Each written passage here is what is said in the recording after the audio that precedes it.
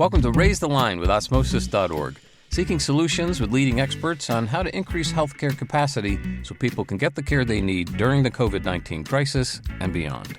Hi, I'm Rishi Desai. About 50,000 medical students apply for residency programs each year, and each student applies to dozens of schools and gets scheduled for multiple interviews. So in other words, this is a big, complicated process. That's where Thalamus enters the picture, a leading platform that applicants and programs use to manage their interview process. Dr. Jason Reminick, its founder and CEO, is with us today to talk about how all of this works, how the recruitment process has been impacted by COVID, and what the future holds. Thank you so much for being with us today. Thank you for having me. So I'd love to start out by just learning a little bit more about you and what got you interested in medicine, in particular pediatric anesthesiology. Yeah, no, it's a great question. I wanted to be a doctor since I was 12. Fortunately or unfortunately, had some relatives who had some health issues when I was younger, but just really found myself drawn to medicine. Had my own kind of interesting health issues along the way, and really started to love pediatrics. Found my way into medical school, and there sort of my two key advisors in medical school, one of which is my co-founder for Thalamus. Her name's Dr. Susie Karen. She's an anesthesiologist. Her husband happens to be a pediatrician, and they always joke that they both guided me into pediatric anesthesiology. But no, I've really sort of found my way through med school, trying out all the various specialties. I thought I wanted to be an internal medicine cardiologist to start, and that kind of went out first day of third year very quickly. And then really loved my peds clerkship and loved anesthesia, and then found out I could put it together, and then really started developing a clinical interest in pediatric chronic pain, given how underserved the community is and just how many interesting medical conditions come out, such as like chronic regional pain syndrome, et cetera. So really found my niche there, and that's where my clinical interests have always lied. And so you obviously went through this process that, we just talked through about, applying and finding your right program. What was it about that process that made you decide to start Thalamus? What problem were you trying to solve? Yeah, so I lived the problem firsthand, as did my co-founder on the program side. But when I was applying to residency in 2012, I got stuck in New York City during Hurricane Sandy, and several of my interviews were canceled, many of which required a lot of rescheduling, and some were never rescheduled. And I just still remember that next week being out at a program on Long Island, and one of the candidates paid $600 for a cab before the days of Uber to this program because they couldn't reschedule them. So he paid $600 because his car had literally floated away in the storm. And so I just remember the anxiety of everyone going through this process and the challenges in scheduling. And similarly on the program side, it's a big headache, it's anxiety ridden, it's costly. And so we wanted to make it easier for all stakeholders, both applicants and programs. And so walk us through it. How does it work exactly? And if you come into Thalamus, what is that experience like for applicants and also from the program side? What is it that they see now which didn't really exist before? Yeah, in terms of the way the product's used, it's probably easiest to start on the program side, but it integrates with the common application systems that everyone's using. So ERIS, SF Match, other application systems for fellowships as well. The programs can pull the applicant data over in various ways and invite the candidates to interview. They can also use various algorithms we have to invite certain candidates to certain days, given the complexities of scheduling. And the applicants then, once they're invited, get a link to create a profile. That takes less than 10 seconds. And once they do that, that's their Thalamus account. And then they have a calendar linked to that account that shows them any program that invites them in Thalamus in real time. So for the applicants, any program that invites them through Thalamus shows up on one centralized calendar, so they can compare when they're going to different interview days across the country, focus on particular regions, et cetera. And then they can sign up in real time, kind of like Open Table, but instead of booking a restaurant, they're booking a residency interview. Back on the program side, it allows them to score candidates, write notes, build face sheets, and eventually build their rank lists for the match. And then with COVID, we added several virtual interview capabilities. We integrate with Zoom, Teams, and WebEx. We also have our own homegrown video interviewing solution. We have an itinerary builder that builds schedules and itineraries for applicants and programs and saves a ton of time there, and also various tools to help with holistic review for programs as well. And so that's kind of been Thalamus as it exists today. It's interesting. You liken it to Open Table, and that often happens when people say there's this complex process, we've created a solution, and you can either talk through it or you say, hey, there's this analog that will help you kind of quickly get it, right? Yeah. What is your sense of expectations now? I mean, people, when booking a restaurant, expect that process to be easy. When people go in to do residency match, they expect it to be hard. And now you're kind of telling them, no, it doesn't have to be that hard. How have people responded to that change in expectations? I think overall they've responded very well, but expectations definitely have changed. When I interviewed and scheduled interviews, you had to do everything by phone and you had to race to your email to write a very professional email back quickly, trying to secure your top three choices for dates. And then 2 weeks later, you get an email back saying, sorry, those dates were filled. Please pick three more. And so there was less transparency then. Now with the interview scheduling, when someone jumps on a software and they see spots are available or spots aren't available, that just leads to, some more anxiety and frustration. And I think over time, with medical students being as type A as we all are in medical school, and certainly understandably, there's been a race to acquire and secure more spots. And this race has existed even prior to this, but I think it's just become more transparent. And I think it's fueled this continued race to these spots. And I think we are consistently trying to figure out ways to slow that down. We've met with many specialty organizations and think that a tiered approach to invites, and actually based on the data we've looked at, actually slows down the invites and results in applicants getting better spots that they more strongly prefer and less cancellations and such. But really, yes, how do you design that experience for the applicants now being more reliant on their phones and mobile and just being busy on clinical rotations and otherwise, and really design that nice user experience so that we can make it as pleasant as possible for a process that overall has not been, no one would rank it on the most pleasant things they do list for sure. So also on that list is COVID. And, with COVID, you had a lot less in-person interviewing, and now things are winding down in many parts of the country. How has that affected the interviewing process? Like, what are you noticing about how people are conducting interviews at this point?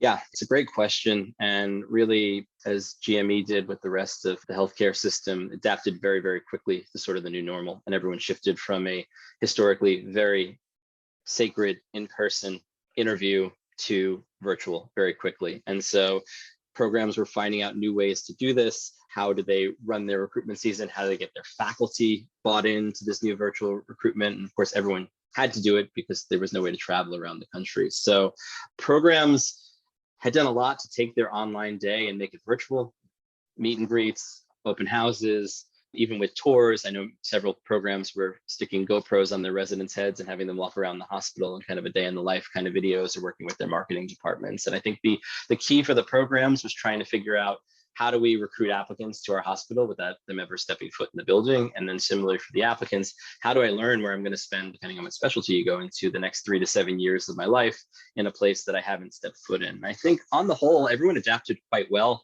The match outcomes really didn't change. We saw on the whole more applicants interviewing at more programs and more programs completing more interviews than they had in years past. But I think the big key piece was that everyone saw was that it really helped in terms of diversity, equity, and inclusivity in this process, just from the cost savings alone to both applicants and programs. And so, I think where we head in the future is still up for discussion, but I think at least from a cost perspective, it was much better. Really, the only thing you can't replicate right now online is being in the hospital. But the question is, how much does that necessarily affect people's decisions? And I think that's where we figure out going forward. Do you have any personal experience that stands out for you when you think about your own journey through all of this, and maybe a moment where you're like, oh gosh, I can't believe that this is the way it is? Yeah, I think it's every step of the process, really. And I just remember going into medicine, my parents who were not in medicine keep asking me, like, this is the process? Like, who would want to do this? And so I think really that first moment of just someone's car had floated away and couldn't get their interview rescheduled really stood with me. I know there's been a lot of applicants who've had to have family members involved to help them manage this process, or surrogates sort of watching their calendars. And I think those creates other challenges also. And then similarly, in some of the ways a lot of programs interview, they're interviewing a lot of candidates very, very quickly. And you just take a step back and you go, well, how does one truly assess a medical student if an interview is in some cases only 10 or 15 minutes long? And so I think those are some of the challenges that still persist. I know you've called on programs to implement more holistic reviews of applications. Do you mind just walking us through kind of what that means and what response you've gotten? Yeah, I think overall it's a bigger push throughout all of GME, which I'm excited about. But historically, a lot of decisions were made via filtering, mostly on step 1 scores, sometimes step 2 or strength of medical school and such. And a lot of programs were, in a way to try and manage the hundreds to thousands of applications they may receive, get them down to a a more reviewable group. And all of the data has shown that step one is not a great predictor of who's going to succeed in residency or succeed in medicine. And of course, step one just went pass fail. So now the question is what happens with step two and beyond. But really, I think holistic review is looking at every part of an applicant. We had a forum recently looking at DEI recruitment in GME. And one of the really interesting topics that came up was this idea of distance traveled and resiliency. And that means different things for different programs and different applicants, of course, but kind of look at the information in the application, figure out what you need, find that data quickly. Some of the tools we've built in our software helps with that. But that allows and frees up the program directors and the program leadership to really look into between the lines of the application. Who is this person? What are they going to be on call at 2 o'clock in the morning, or when a resident calls out sick, or something else, or COVID hits? What is that going to look like for our program? And I think more and more programs and specialties are making a commitment to that as well. And in the long run, I think that definitely helps medicine, not only in helping place people in the right residency programs, but even further down the line to affecting patient care and ensuring that the right doctors are in the right places within this country. That makes sense. And it kind of brings up a question I'm always curious about is, well, how does this translate to other countries? Like, what do you have in terms of footprint in other places? And is this process very different or similar around the world? Yeah, we definitely have a unique process in the United States. Canada, for instance, it's not as competitive. They tend to get more together in regional places. It just doesn't have the same challenges that exist here. We've actually found similar processes outside of medicine within the United States, law being one of them. And we've worked with some law firms to recruit students out of law school. It's a nearly identical process. There is no match, and the firms usually pay for all of the costs versus the applicants in medicine. And similarly, dentistry, pharmacy, other health professions too. And we work with some customers on that side as well. I guess one thing that, of course, comes up a lot is students that go through this process are always wondering, that's an interesting thing that you've done as an entrepreneur, starting a business. It's very different from kind of the normal pathway. What advice do you have for folks that may be interested in starting a company or a business, and how maybe did you get started, and what mentors did you have along the way? It's a topic I'm really passionate about. I think physicians should really be involved in innovation. Obviously, I'm preaching a little to the choir here as well, given who I'm talking to. But I do think there's a real benefit, and physicians starting from the time you're in medical school or even before that and going forward into residency and fellowship and beyond, we have just such a unique perspective and skill set that can be transferable to so many different and unique ideas that really we only see, right? Like, I don't start Thalamus if I don't apply to residency and get stuck in New York City during Hurricane Sandy. And no one else is coming in who's not a physician probably to fix this process in one way or another, one of the organizations that's part of this process. So it's really about finding your passion and then finding those mentors. Yeah, I've been lucky in that my mentor in medical school co-founded this organization with me, but along the way, we found other physicians who are entrepreneurially minded to provide guidance and feedback. And I took a more unique path in that I'm not practicing clinically right now, and made the decision to step away from clinical practice, in the sense that I was something I'm really passionate about and a problem that I think really affects healthcare, and figuring out what does that transition look like and what does that future look like. And it's a decision that I weighed very heavily, but one I've really never looked back on, and know I made the right choice. So. When you get that question from students, do you feel like a lot of them have mentors in place, or do you feel like that mentorship in general is still lacking in 2022, that entrepreneurial mentorship? I do think it's still lacking to an extent. I think there's a long established belief in medicine that to be a great doctor, you have to be 100% committed clinically. And I think that is the right mindset for some people, and for others, there's more of a balance. And I think there's a lot that can be implemented in terms of medicine and how you lead your career that may not be 100% clinical. And I think medicine's gotten to a point where at least accept, well, if you're developing a pharmaceutical or a medical device or doing bench research, that's an alternative path that one could take.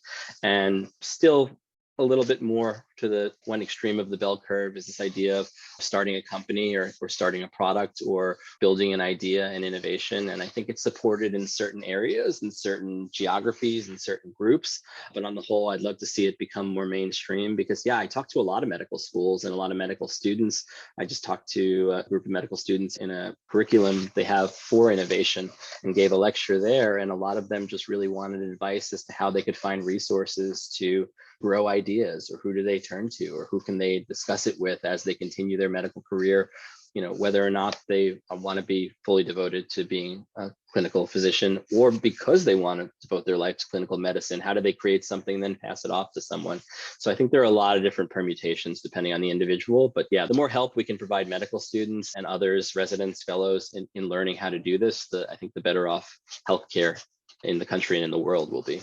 So, we're a teaching company. We love to fill knowledge gaps. Is there any topic that you'd like to educate us on that you think everyone ought to know at this point?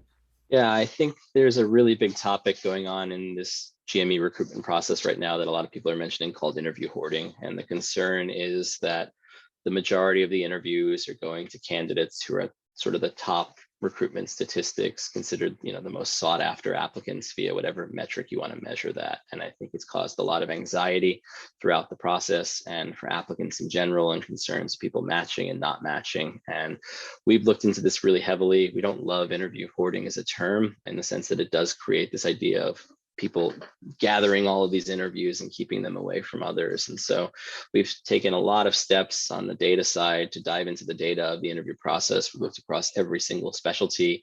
We've looked across various recruitment seasons, pre-COVID, post-COVID, in-person, virtual, et cetera.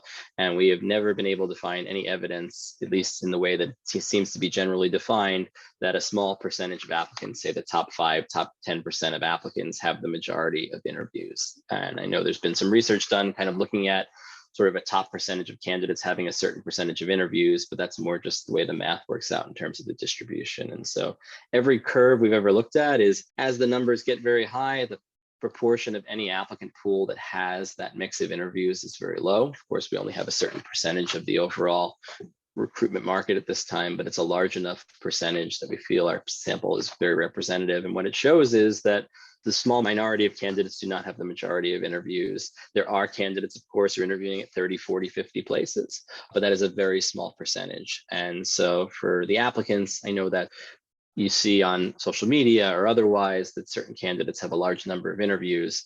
I would encourage everyone to try and know that, yes, there are people who interview at many, many places, but at the same time, the majority of the market is not that way. And taking it a step further, we've actually done some research and looking at the amount of over interviewing that actually happens. And we know that in primary care and other specialties that you can cut out of low likelihood to succeed in a match interviews. You can cut out 15, 20, up to about 35% of interviews, and final match lists would still say exactly as they are. So I know this process is very high stakes. I know everyone's looking to optimize the amount of interviews that they have. There's a lot of interviews right now, and they aren't being hoarded. Rather, I think the bigger problem is that there's a transparency issue for the programs, given the amount of applications that are out there, trying to figure out who's coming to their program. And we're working on tools to help with that and otherwise too. But it's definitely not an interview hoarding problem. There's a lot of applications, which are kind of watering down who's going to end up where and making it difficult for both programs and applicants to signal as to where they want to be and who they want. That's remarkable. I think that makes a lot of sense, and especially messaging about that, because I've heard that phrase and misinterpreted that phrase myself. And so that's great that you shared that.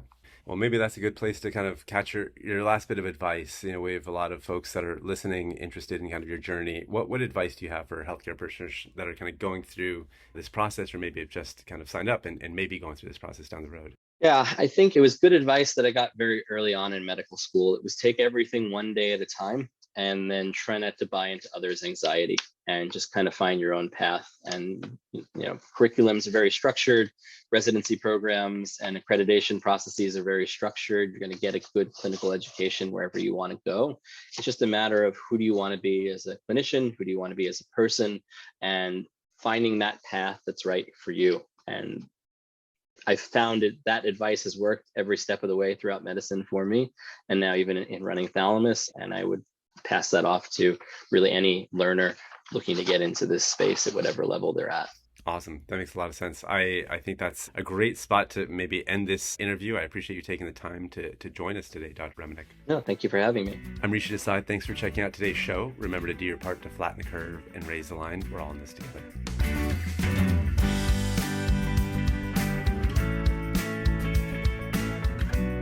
For more information on how you can help raise the line and flatten the curve, go to osmosis.org/COVID-19. If you like this podcast, please share it on your social channels. You can also subscribe to the series and check out all of our podcasts at osmosis.org/raise the line podcast.